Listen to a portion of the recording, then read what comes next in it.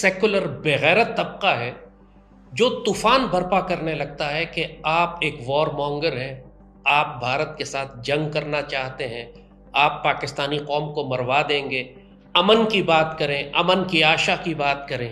दोस्तों, आखिर वही हुआ जिसका उम्मीद थी कि भारत ने अपने ट्रेड और इकोनॉमिक मिनिस्टर्स को 12 सितंबर को पाकिस्तान भेजने से इनकार कर दिया। शंघाई ताउन तंजीम के वज़रा तिजारत इजलास में शिरकत के लिए भारत अपना वफ्द पाकिस्तान नहीं भेजेगा। सिंध हाई कोर्ट ने वजीर खारजा सागदार की बतौर नायब वजीर आजम तकर्रुरी के खिलाफ दरखास्त फौरी समाअत के लिए मंजूर कर ली।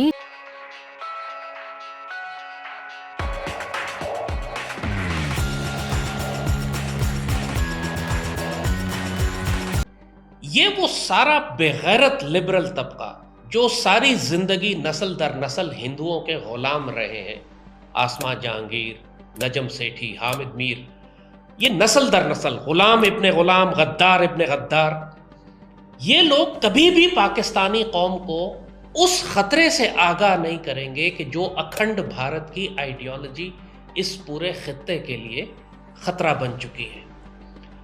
एक बात बड़ी अच्छी तरह याद रखिएगा, ग़ज़वा-ए हिंद की जो जंग है ये एक डिफेंसिव वॉर है, ये एक वॉर ऑफ एग्रेशन नहीं है। ये शुरू होगी अखंड भारत की बड़ी जंग के जवाब में।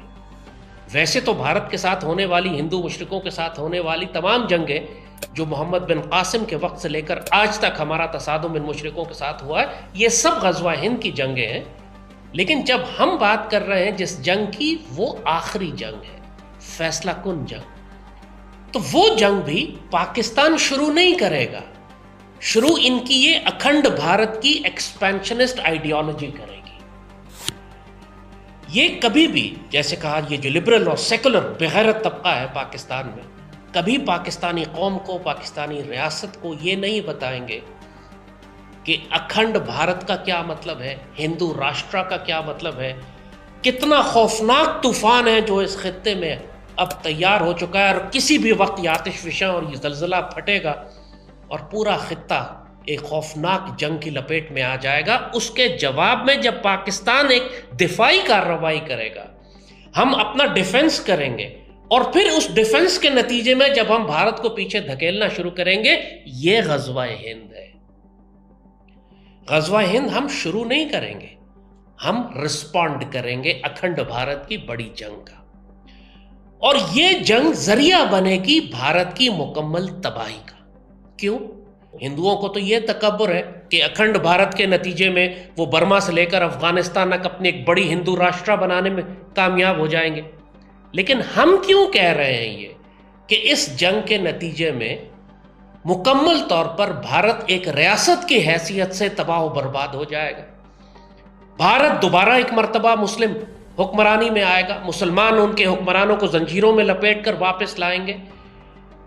ये बात हमें स्पिरिचुअली, रूहानी तौर पर भी हमारी किताबों में, अहादीस शरीफ में बताई गई है। ये हमारे लिए एक स्पिरिचुअल इंटेलिजेंस तो है ही। ये वो बिशारतें हैं जो एंड टाइम्स की, आखिरी ज़माने की वो बिशारतें जो सैयदी रसूलुल्लाह ने बयान फरमाई हैं, उनका ये अहम तरीन हिस्सा एक ये है कि मुसलमान फ़ौजें आखिरी ज़माने में हिंदू मुशरिकों के साथ एक फ़ैसला कुन तसादुम करेंगी और फिर ये मुसलमान फ़ौजें पलटेंगी तो इसराइल जाएंगी और इसराइल के साथ इनका तसादुम होगा। वो तमाम निशानियां जो सैयदी रसूलुल्लाह ने आखिरी ज़माने के हवाले से बताई हैं, वो अब खुलकर हमारी आंखों के सामने आ रही है। एक बात और याद रखिएगा कि स्पिरिचुअल इंटेलिजेंस तो होती है, लेकिन उसको समझने के लिए आपको उस ज़माने की जियोपॉलिटिक्स को भी देखना पड़ता है और अहादीस और उनकी स्पिरिचुअल विजडम समझ उस वक्त आती है कि जब आपके सामने वो पॉलिटिकल और जियोग्राफिक और मिलिट्री डेवलपमेंट्स होने लगती हैं जिनके बारे में अहादीस शरीफ में बताया जाता है। सदियों तक मुसलमानों को समझ में नहीं आती थी वो अहादीस कि जिनमें सैयदी रसूलुल्लाह ने फरमाया था कि आखिरी ज़माने में मुसलमान फ़लस्तीन में यहूदियों के साथ जंग करेंगे। भारत ये कहता है कि हम अपने जो ट्रेड एंड इकोनॉमिक मिनिस्टर्स हैं उन्हें पाकिस्तान नहीं भेजेंगे और आपको पता है शंघाई कोऑपरेशन ऑर्गेनाइजेशन के हवाले से ये मुलाकात होनी थी। ये एक मल्टीलैटरल फोरम है, ये बायलैटरल डिस्कशन नहीं है। क्या चाइना में के अंदर अगर ऐसा कुछ होता तो भारत अपने मिनिस्टर्स भेजता या ना भेजता? डेफिनेटली भेजता।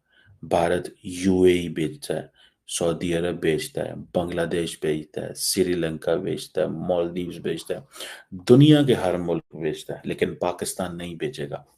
अभी नहीं भेजेगा, क्योंकि उन्हें पता है पाकिस्तान कमजोर तरीन सिचुएशन में है। और जब आपकी एडवर्सरी कमजोर तरीन सिचुएशन में हो तो आप वहां जाके उसको मजबूत नहीं करते हो।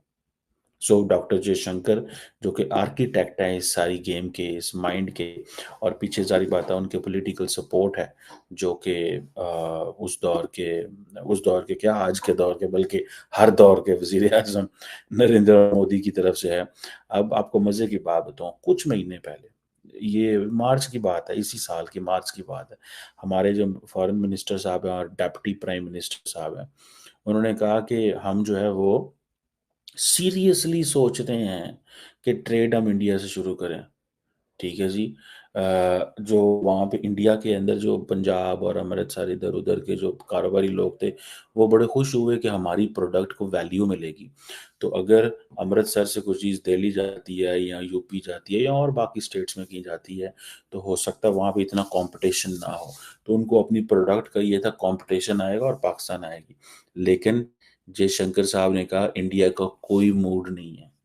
ये डॉक्टर जयशंकर के अल्फाज थे। सो पाकिस्तान कह रहा है हम सोचेंगे, जयशंकर ने कहा हम कोई नहीं सोचेंगे। आज एससीओ की डिस्कशन के हवाले से इंडिया ने पाकिस्तान को कह दिया हम वर्चुअल आएंगे। मतलब मैंने आपको पहले कहा था कि वो प्राइम मिनिस्टर नरेंद्र मोदी जो खुद एससीओ के इजलास में वहां नहीं जाता, जयशंकर को भेजता है, वो पाकिस्तान में इजलास कैसे अटेंड करेगा? एक लॉजिक बनती है ना। जो नरेंद्र मोदी, जब हेड ऑफ गवर्नमेंट्स का इजलास होता है दिल्ली के अंदर पिछले साल, तो उस वक्त वो सारा का सारा सेशन वर्चुअल कर देता है, जबकि सिर्फ एससीओ को रेलिवेंट रखने के लिए फॉरेन मिनिस्टर्स का इजलास इन पर्सन गोवा में कर लेता है। आप क्या समझते हैं वो प्राइम मिनिस्टर जो है, वो फॉरेन मिनिस्टर जो है, वो आएंगे? सवाल ही पैदा नहीं होता। और उनको पता है क्यों आए। आज हम अगर पाकिस्तान आते हैं तो पाकिस्तान ताकतवर होगा, पाकिस्तान मजबूत होगा। देखें इस वक्त इंडिया की पोजीशन ये है कि आपस में जो लड़ दे रहे हैं इन्होंने लड़न दो, हम हमारी बात वो कर रहे हैं। वो कह रहे हैं बलूचिस्तान में एक एक्टिव इंसर्जेंसी चल रही है, बलोच जो है वो पाकिस्तान को गालियां दे रहे हैं, एस्टैब्लिशमेंट जो है उसका पॉलिटिकल अपरेटस के अंदर एक इस वक्त बड़ी टग ऑफ वॉर चल रही है। कल पाकिस्तान के अंदर जो है वो इस वक्त कहा जा रहा है कि बड़ा शोर मचा है कि एक जलसा था जिसमें इमरान खान की पार्टी ने फौज पे बड़ी तनकीद की। फौज के लोगों ने आज पार्लियामेंट के अंदर घुस के एमएनएस को गिरफ्तार कर लिया है। पार्लियामेंट ये कह रही है हमारी सैंक्टिटी की वायलेशन हो रही है। तो वो कह रहे हैं ये तो लड़ रहे हैं, तो हम इनको क्यों स्पेस दें, हम इनको क्यों स्पेस दें? ठीक है। सो ट्रेड हम क्यों उनके साथ शुरू करें जी? हम इनके पास क्यों जाएं? तो दुनिया का कोई बंदा तो जा नहीं रहा पाकिस्तान, तो हम क्यों जाएं? ये है वो बात। लेकिन मैंने आपको दोस्तों एक चीज कही थी, नरेंद्र मोदी ओ नरेंद्र मोदी ओज नवाज शरीफ अ ट्रिप। जैसे कल अगर नवाज शरीफ कहे कि मैंने आना है या मेरे भाई ने आना है, तो नरेंद्र मोदी को नो नहीं करनी चाहिए, क्योंकि नरेंद्र मोदी जब फर्स्ट टाइम वजीर आजम बने थे तो उनको अलाउ किया पाकिस्तान ने कि वो ऊपर से गुजरते हुए आना चाहें तो आ जाएं।